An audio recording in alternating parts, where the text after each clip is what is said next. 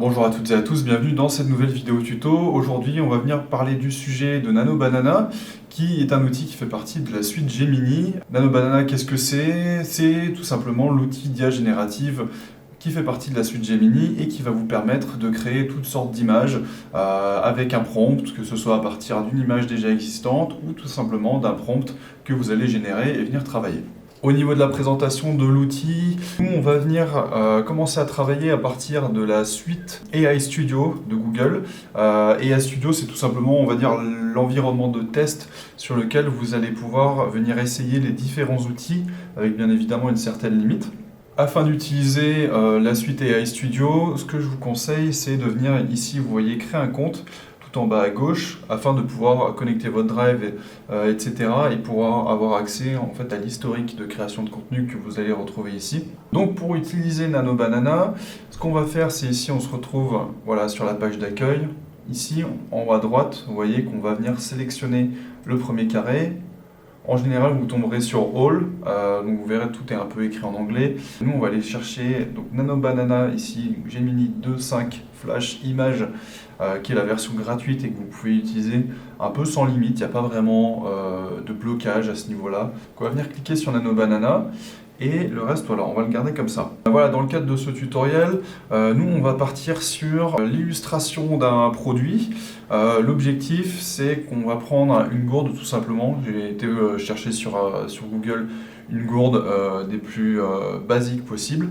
L'objectif, ça va être de créer différents types de rendus afin de pouvoir illustrer et mettre en avant ce produit dans différentes situations. Donc tout d'abord, ce qu'on va faire, c'est qu'on va venir insérer notre première image, que moi j'ai déjà téléchargé auparavant. Donc vous voyez, elle va se mettre ici. On a un certain nombre de tokens qui va se mettre juste en dessous.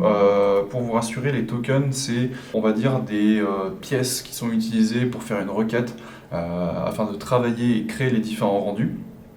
On aura ici, vous voyez en haut à gauche, le nombre de tokens qui est utilisé par conversation. En général, il vous dit voilà, que vous allez être bloqué sur une conversation à partir de 32 000 tokens utilisés.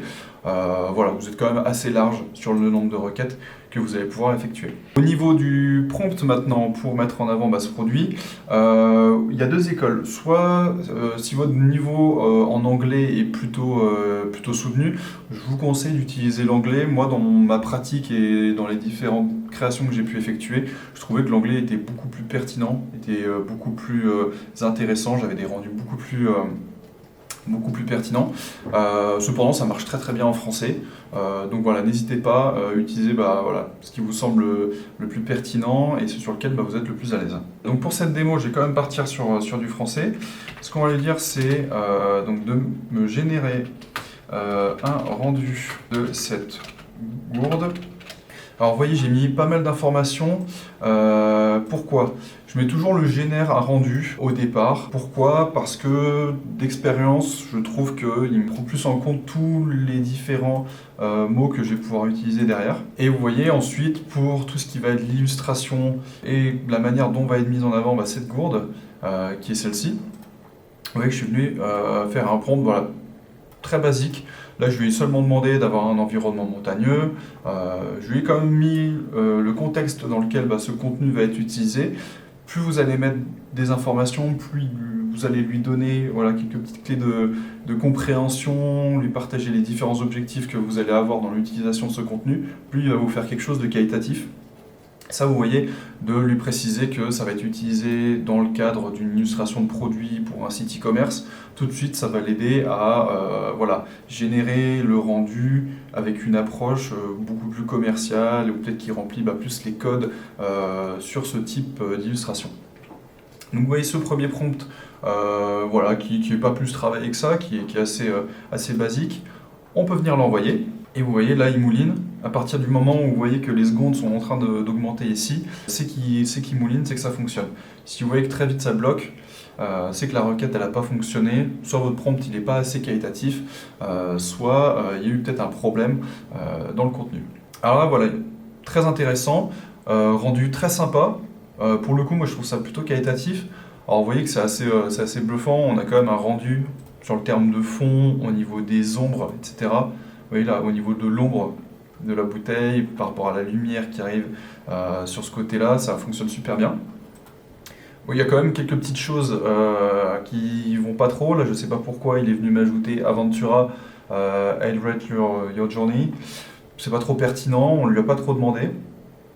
Donc pour cela, on va venir tout simplement lui dire de supprime le texte en dessous de la gourde. Et vous voyez, là il nous a créé le rendu. Autre chose sur laquelle je vous invite à faire attention, si vous voyez tous les rendus qui ont été créés avec Nano Banana sur la version gratuite, vous allez avoir cette petite étoile. Donc si il vous vient l'envie de créer des illustrations pour vos fiches produits, pour mettre en avant voilà, les différents produits que vous avez sur votre site, faites attention à bien venir soit recadrer le rendu, soit faire en sorte voilà, de pouvoir le gommer avec un outil tiers. Autrement, on va tout de suite comprendre que ce rendu il a été créé avec de l'IA générative et en fonction de votre image de marque, de ce que vous souhaitez mettre en avant, ça peut être un peu touchy. Donc voilà, on a créé notre premier rendu. Vous voyez qu'on avait plutôt une approche au niveau mise en avant de l'environnement, avec le positionnement de la gourde dans un cadre très spécifique. Là, ce qu'on va avoir comme différente approche, c'est que on va plutôt essayer de venir l'illustrer avec un randonneur. Donc voilà, second prompt, donc vous voyez qu'on est parti plutôt sur quelque chose qui va venir inciter l'outil à créer un rendu où on va pouvoir voir un randonneur qui est en train de boire directement avec la gourde. Et j'ai quand même précisé derrière qu'on souhaite quand même avoir un paysage montagneux, là j'ai mis qui rappelle les Alpes, encore une fois pour rester dans la même direction artistique, sur le même sujet que le précédent. Donc voilà, c'est reparti, on va refaire tourner. À savoir que petit tips également, vous voyez que cette photo ici elle est dans un format carré, qui est assez prédéfini. L'ensemble des rendus que vous allez avoir ensuite, ils vont forcément être créés sur ce format carré. Si vous souhaitez les modifier, il va falloir rajouter soit un contenu un peu plus large. Moi, ce que je fais parfois, c'est de venir ajouter une photo qui est plutôt en paysage et je lui dis de venir créer un rendu avec le format de la seconde photo que j'ai ajoutée. Là, vous voyez qu'on a un rendu plutôt sympa, mais il nous a fait un peu n'importe quoi. Pourquoi il nous a fait n'importe quoi? Parce qu'on a deux gourdes. Je vois pas trop l'intérêt d'avoir deux gourdes pour boire et on voit que surtout le bouchon de la première gourde n'est pas enlevé. Donc bon, là, on a quelque chose d'assez irréaliste. Donc, ce qu'on va faire, c'est qu'on va essayer. Je dis bien essayer de venir modifier ça. Et vous voyez que là on a un problème, c'est que d'accord, bon là il nous a enlevé le bouchon, bon on a une petite incohérence, ça fait quelque chose d'un petit peu blanc, mais bon encore à la limite ça peut aller. Sauf que là voilà, on a quand même une interprétation qui est un peu intelligente et intéressante, c'est qu'on lui a dit tout simplement de supprimer la bouteille d'eau ici, enfin la gourde pardon. Et il nous a fait un espèce de raccourci où on voit qu'il a mis la main en fait dans la poche de sa veste. Donc c'est assez sympathique. Si on n'aime pas trop cette posture, on peut lui dire mets la main gauche du randonneur dans la poche de son pantalon. Et là, il nous a bien interprété tout ça. Donc ça, c'est super. Parce que vous voyez, là, j'ai pas plus que ça précisé mon prompt. Je ne lui ai pas précisé dans quelle poche du pantalon, aussi vite il aurait pu juste vraiment nous prendre la main, vraiment juste prendre la main et mettre une main dans le pantalon et toujours avoir le bras qui rentre dans la poche.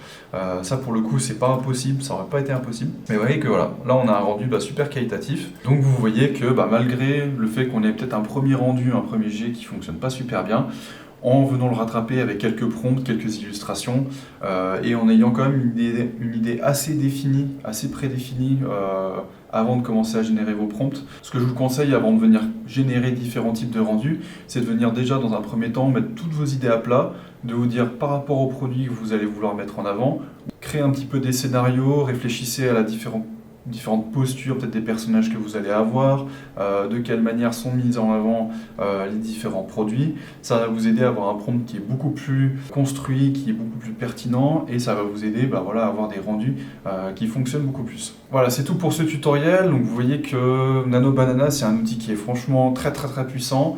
Il y a encore quelques mois, on n'avait pas vraiment d'outils de cette qualité à notre portée. Et là, vous voyez qu'aujourd'hui, en passant notamment par la suite AI Studio de Google, vous allez pouvoir utiliser l'outil avec une portée quand même assez grande, en ayant pas mal de tokens et pas réellement de limites. En tout cas, moi, j'en ai jamais trop ressenti de mon côté. Voilà, je vous remercie pour votre visionnage. On se retrouve très vite pour un nouveau tuto. À bientôt.